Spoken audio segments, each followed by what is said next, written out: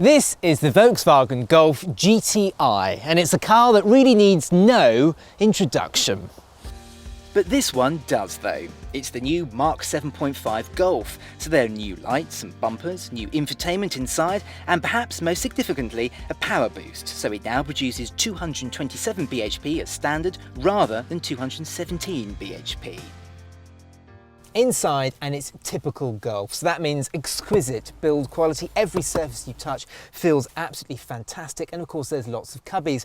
We've got a cubby down here for your mobile phone, another one under here, a couple of cup holders.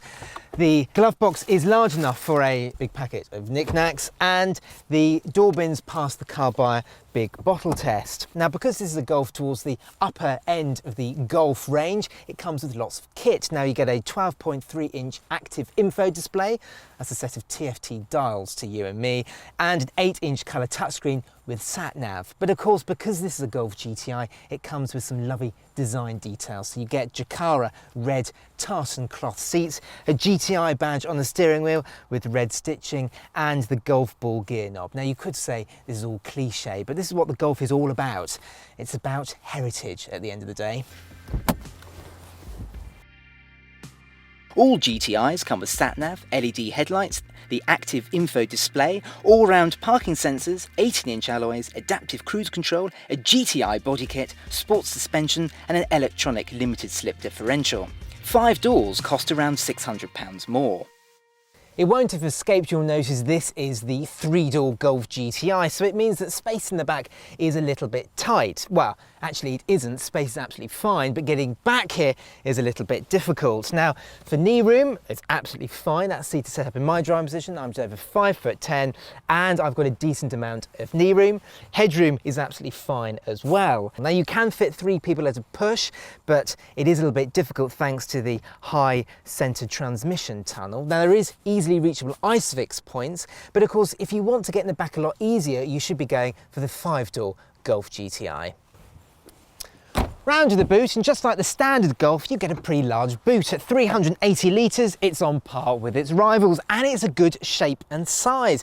It's nice and square, there's not a huge load lip either, and thanks to this movable boot floor, it means that there's not a large drop down into the boot. Speaking of this boot floor, you can store the parcel shelf under there, which is a really nice feature, and there's a space saver spare wheel under there as well. Let's just grab the car by a large suitcase, and you can see, look, there's loads and loads of space in here. Of course, you can make the space even larger with the 60/40 folding rear seats, which, although they don't lie completely flat, they almost do, and thanks to there not being a step up from the boot floor to the back of the seats, it means you can push items all the way forwards.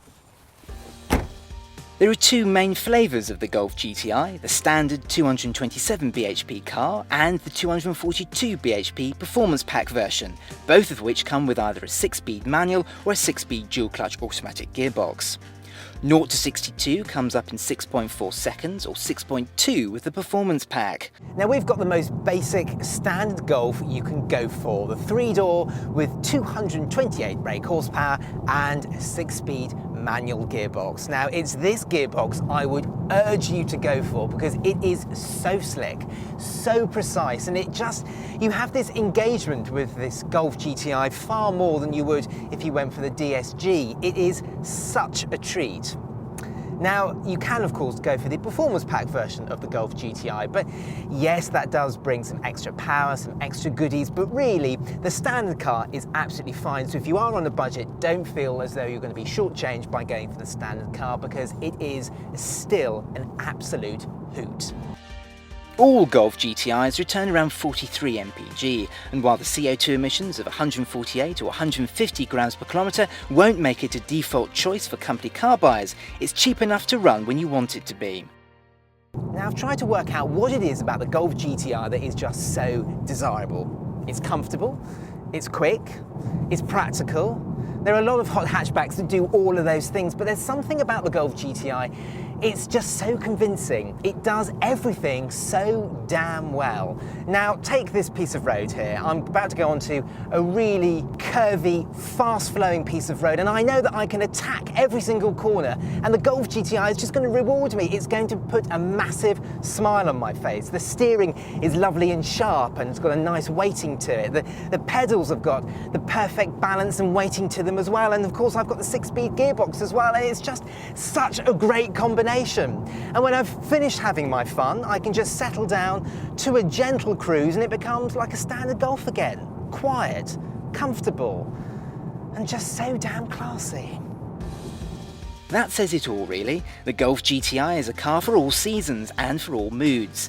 Yes, there are cheaper hot hatches, and yes, there are definitely faster ones, including the 296 bhp Golf R. But for the balance of price, performance, comfort and style the Golf GTI offers, it really is hard to beat. If you've enjoyed this video, click here for our review of the Seat Leon Cupra, and don't forget to subscribe to our channel by pressing the Car Buy logo.